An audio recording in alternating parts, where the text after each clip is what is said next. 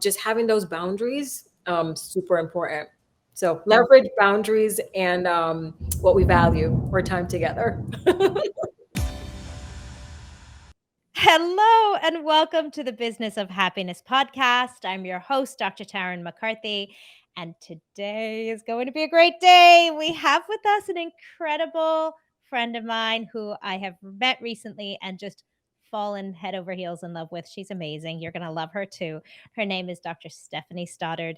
And the reason why she is so amazing, actually, that's not true. She has many reasons why she's so amazing. But one of the incredible things that she is doing is hosting a Ban Burnout Summit for all of our incredible dental colleagues. Please join me in welcoming the one and only Stephanie Stoddart. Welcome. Oh, thank you so much. I'm honored to be here. I am glad our paths have crossed. I just sent an email out. I loved your energy, and I'm so glad we're connected. We have so much in common. We're originally from different countries. We went to UConn. We're a mom of 3 kids, and your energy is contagious. So thank you for having me here today. I'm so excited. And I just love your mission and your passion of bringing happiness and holistic success to our colleagues, to our incredible colleagues. And I'm so proud of you for launching this summit that's coming live on the 29th of August, live for 21 days. And I'm dying for you to tell us all about it. Let's just make sure we let anybody who's listening know about it right at the beginning of the episode. Tell us about the summit. Okay, thank you. So the summit is called Ban Burnout Summit, and as Dr. Taryn mentioned, it is a passion project of mine. I experienced burnout earlier in my dental career, and I'm still recovering. And I just felt like the message. I just felt a lot of shame, and I just wanted you guys to know that it's okay. The first step is recognizing some of the signs and the symptoms, and you'll get into that a little bit more into the summit. We have an amazing lineup of speakers who will share their stories and give us actionable tips on how to move through it. But I think more importantly, because we're getting the message out, and my goal is 100,000 people all across the globe.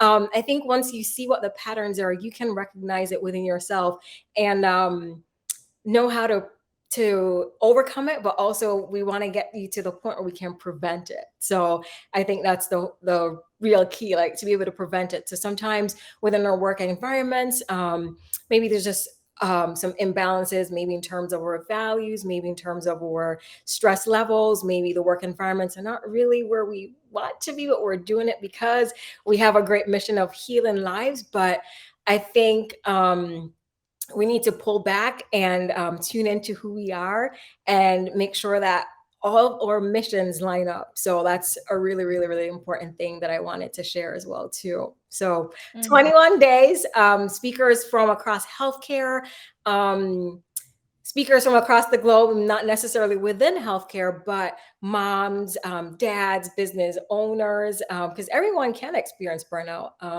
In preparing for the summit, myself, my husband, he experienced burnout not during the summit, oh, no, but way before, and just in peeling back the layers, he had some of the risk factors, probably being a people pleaser, maybe a perfectionist. I mean, some of those tendencies that serve us well in our careers. As dentists, we're within the millimeter scale. We like having things more exact, more precise, but that's okay for our jobs, but not necessarily for all aspects of our lives. So in doing the conference, what I found out too was that he was very susceptible to burnout, so much so that he was diagnosed with idiopathic ulcerative colitis and no longer has a colon because of it. So, burnout, when it does get to you, it can take you out, a heart attack, maybe lose a colon, lose lots of parts of yourself, not feeling connected with who you are, and just like I said, just misalignment of everything. So just wanted to share that, it's okay, and just provide strategies and solutions for helping individuals to walk through that. And I think the questions that the audience want to know the brilliant answers to, we'll be able to answer those.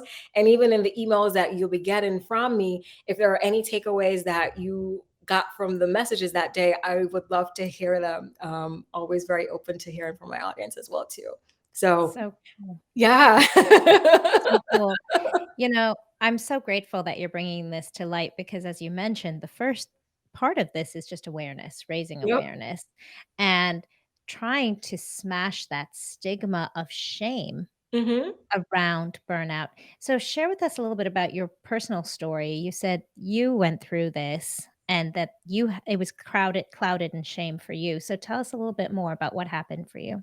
So I think it goes back to being the first one here from my country to come to Mm. America. It's the great American dream. I'm originally from Jamaica, and my whole life I've just gotten straight A's. Like I've never been satisfied with a 99, a 98, a 97, 96, 95.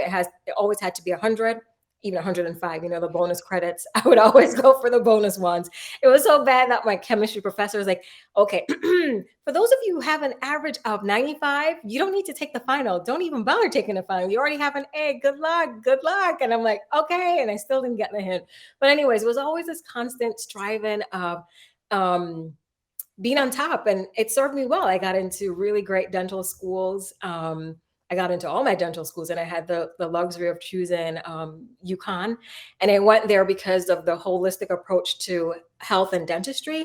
I was on the cusp of medicine, and I felt that because I didn't have dental care growing up, I would have had more of an impact becoming a dentist. I love art and I love science. I love working with my hands. I love working with people. I love the interaction of coming to the dentist more than once or twice for the year. Sometimes when you go to the physician, it's once a year thing. So I wanted that relationship building. And that was great. But I got my job, and where I worked, it was in an underserved community. And in those underserved communities, was a high volume, patient load. And I think that's where it started for sure. I mean, continued Mm. for sure. So, there are some days I was seeing, I can't tell you the numbers because they're not good numbers, but how I looked at it was I get to help these individuals. There are dentists who maybe didn't take their insurance, and this was the hub for patients, low income patients, to get the care that they needed. So, who was I to complain? Oh my gosh, I'm here till 7 o'clock when the office closed at 5, because they were either walking from so far away to get in, or they took a bus to get here, they begged a ride. So, like, for me to complain, like, I just felt like Mm. that wasn't really necessary. What I did was I flipped, and I'm like, I'm on a mission to helping them bring their biggest smile to light. So that's how I dealt with it. But then it got to the point where I was pregnant with my first child, and I was working 6 days a week, and I'm like, okay, something has to change. I have a child inside of me. I want to be able to have a happy, healthy pregnancy, and work is getting in the way. So I didn't even know I was pregnant yet. I went to the physician to get a letter that says I was only able to work 40 hours a week because I was doing more. And when I got there, that's how I found out I was pregnant. And then they're like, well, you know what? Can you just hold on until March, for us to change your schedule, because the schedule is too full now. So I literally, one, didn't speak up for myself. And two, I just went along with it because I needed my job, right? Like, what do you do? Needless to say, fast forward, I was due October and I quit in September. I was like, this is no way for me to work. Like, I don't get to be treated like this, and I shouldn't be treated like this. It's a beautiful time for myself and my family. I'm glad I'm able to help, but really, something is just not right. Right. So that was one layer. Went back because when I went into private practice, it was more of a boutique practice, and it took some time for patient flow to come in. So I think on the inside, I was still attracted to that fast pace life because, you got paid and fast pay and you went in. So I was attracted to that too, but still, keeping in mind the things that were super important to me, just being able to have boundaries on my time, not working through lunch. So the next job worked out, but kind of the same thing. The same things came back. It was patients coming in at this time of the day, and I'm like, okay, what do you do? So I put my foot down this time, and this time I meant it. And Mm. actually, my pregnancy, I lost a child. I had a miscarriage, and I beat myself up because I didn't know if it was because I was working too hard. Maybe I was working with nitrous oxide. If that's what happened, no one knew when they did the report. It was just, okay, maybe just an accident, whatever. But it just caused me to like stop. I'm like, dude, you're working so hard. You lost a child, actually, too. I was pregnant with twins. Um, and it was just like horrible. Like I was in a ditch. It was bad. It was Mm. really, really bad. And I'm like, I can't live like this. This is not good. So reached out to therapy and been working with a therapist since, but there's still parts of me that have not healed. Yeah. There's still parts of me that are not healed. I had to do a lot of work with actually being able to talk about it because I'm pretty vocal at my job in the sense that I get my work done. I'm vocal for helping patients. But when it came to myself, not really so much. I could do it for Mm. somebody else. Like, okay, they're not being treated fairly. But when I stood up for myself, I felt like my job was on the line. So Mm.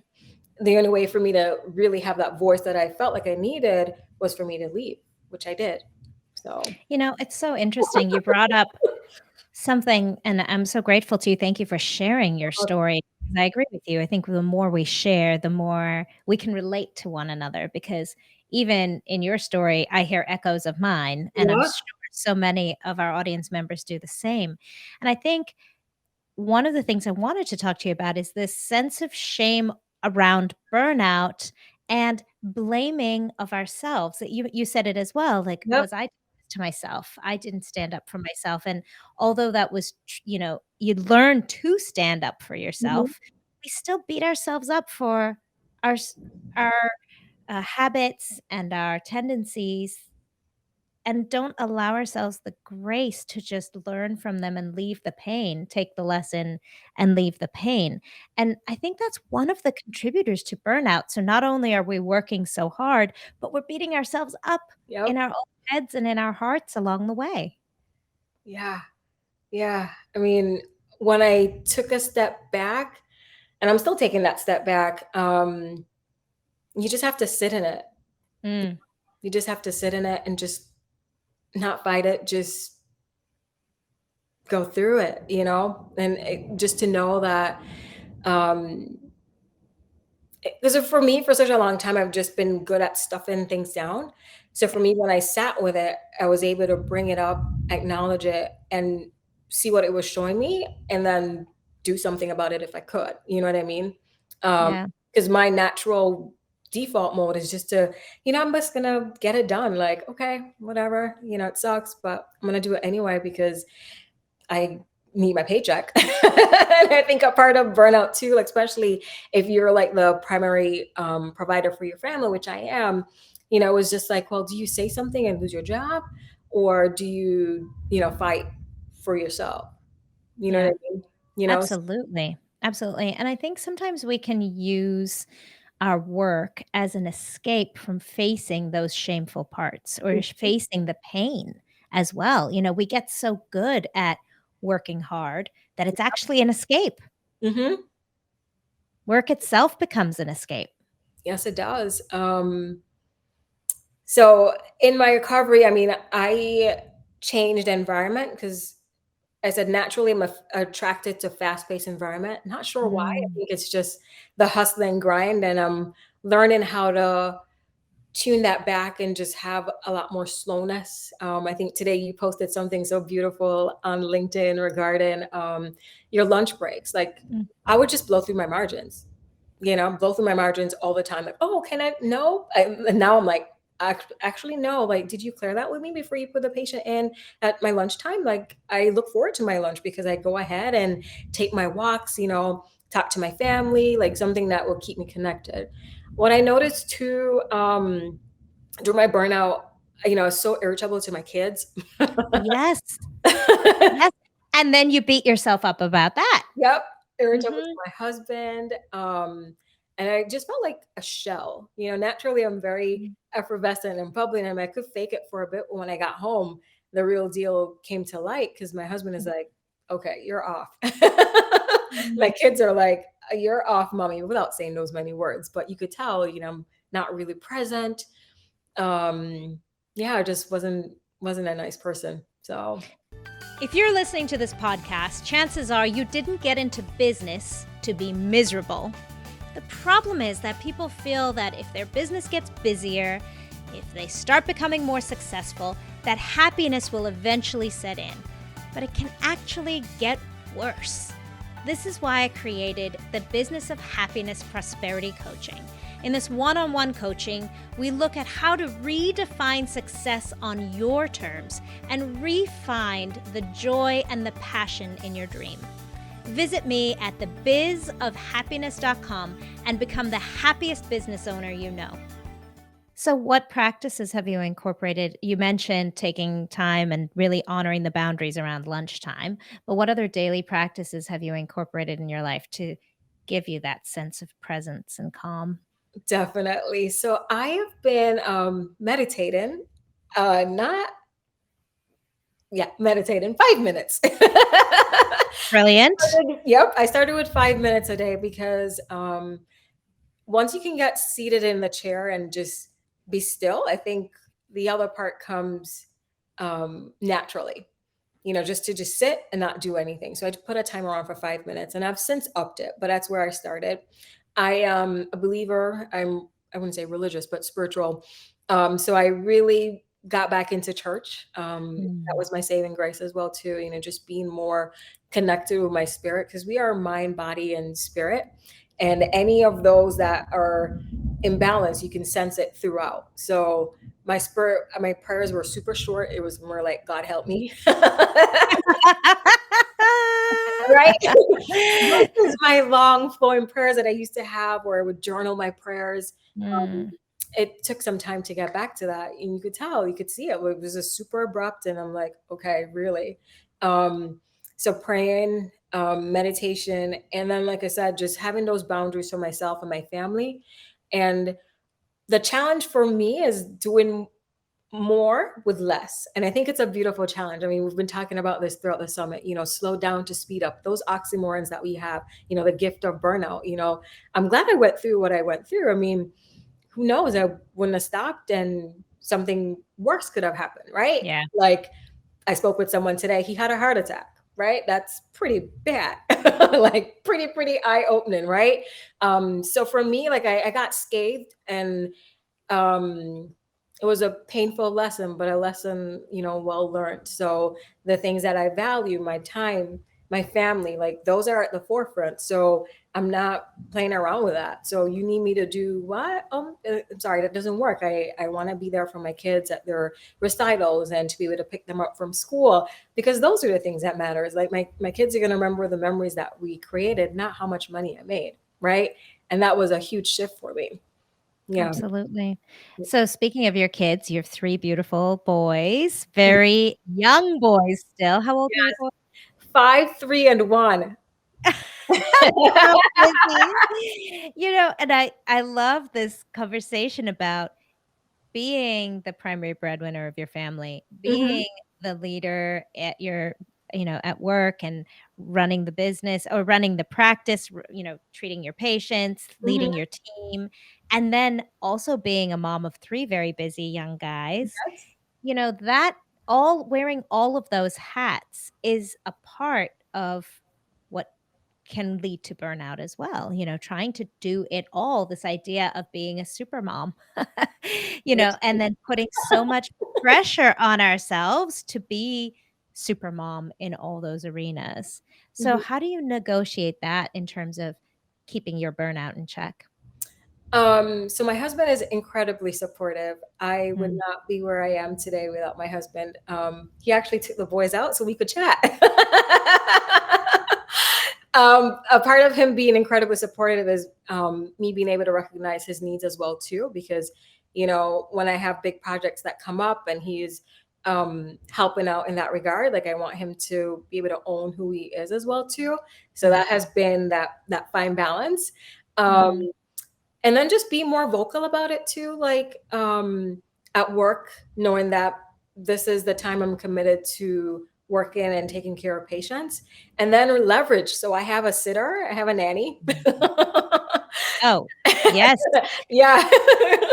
I say I have a nanny as well, and I say she saves my life every day of my life. That's what I Yeah, say all the time because I'm so grateful to have that support. exactly. And then Mm. when I just had Louise or any of the kids, my mom, it's a cultural thing in Jamaica. Um, she comes and she helps us for at least 6 months for the year. So Oh, that was pretty instrumental into us getting back up and running for, motherhood because you don't get a manual. You kind of mm, have to figure it out on your own.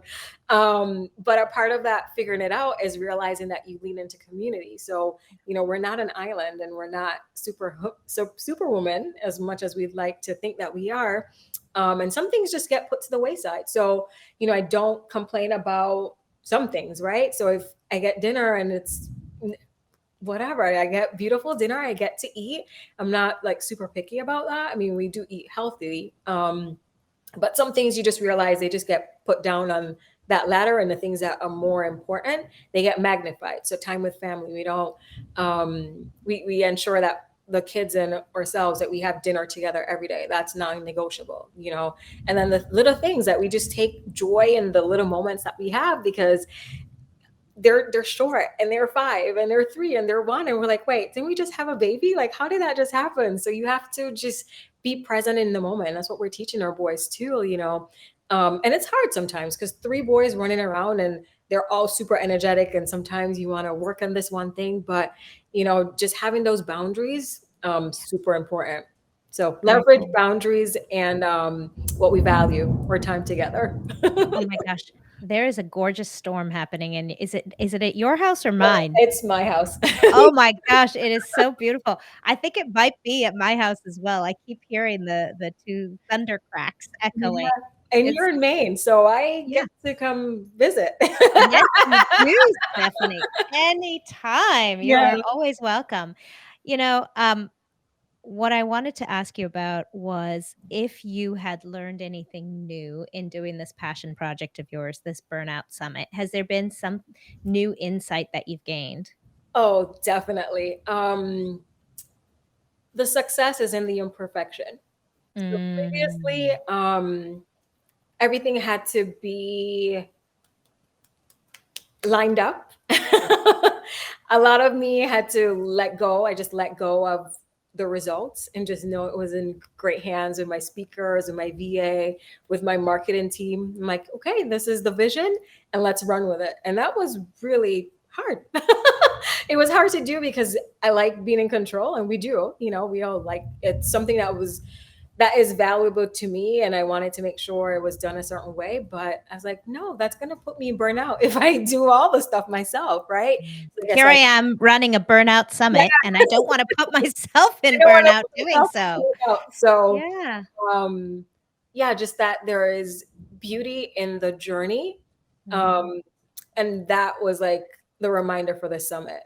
I mm, knew it intellectually, but I mm, think because I started the summit, like I'm like, oh wow, there's beauty in the journey. You don't get caught up on every little gritty detail, and just relax. It all works out. Kind of the same thing you were talking about the other day, the ease of it.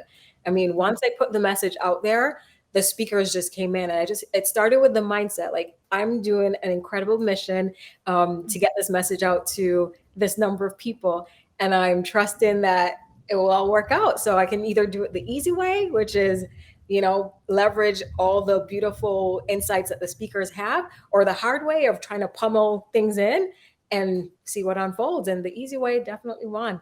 So cool, so cool. Yeah. Oh, I'm so excited for you. I can't wait. I can't wait to hear all the different Yeah. speakers and to hear the insights from everybody. And I just have to say thank you again. Thank you for bringing this to our community and to the greater medical and dental community and moms and dads out there all over the Yep. world. And thank you for bringing light to the subject so that we can try to address the shame behind it. Hmm. I think Mhm. that's a huge part of it too, Mm, self-awareness, and then just publicizing it too. Um, just so that we know we can stand for who we are. I think mm, a lot of us probably lost our voice. mm, Um, and this is a great word for us to regain your voice and to just redesign your life. Like, I was all about redesigning your life. mm, No longer do we have to fit work or fit our life inside of work. Like, how about if we start from these are the things that I value, and then put work in between, because, that's it. Like, we have one life to live. And if all we think about is work, we're not really living. And for Absolutely. a long time, that's what I was doing. Even though I had all the things, I have kids and I have a husband, I have a great career, but that's all I would do. And I'm like, there's more to life than just work. Absolutely. Yeah. And like you said, thank goodness for this gift now, and that's the gift of the burnout is, "Oh, thank you for giving me this insight now Hmm. so that I don't wake up 20 years from now with Yes. that realization." Yeah. With that Mhm. realization, I mean, Yeah. yeah, I'm happy it happened now. Mhm. Really cool. As Really much as cool. I got scathed. Yeah. So my audience can find you at www www.banburnout.com. banburnout.com, and we will leave a link in the show notes. And before you go today, please tell our audience, what is your definition of happiness, Stephanie? Ah, Oh, after that beautiful thunderclap. Oh, I love thunderstorms. That was such a you a know, right? beautiful I love that. Please share with us. My definition of happiness is family, creating memories, being in touch with who I am and my Mm, family, mm, and spreading joy and light around the world. So mm. yeah, be in every single interaction. I mean, my patients can tell you too. Everything is a gift. So that's my definition of happiness. Everything is a gift. We get to enjoy and spread who we are with others. Mhm. So yeah, Beautiful. yeah. Thank Thank you so you. much, my friend. Thank you for joining us here today on the Business of Happiness podcast, and best of luck for the summit. We'll see you there. Yes, we will. Thank you so much. Thank you, and thank you to all of you for joining us today. You have to check out the summit. I am so excited, and hopefully I'll see you there as well. And Yes. until next time, remember, when you feel good, that's when you can do good. Goodbye. Oh, goodbye. Thank you.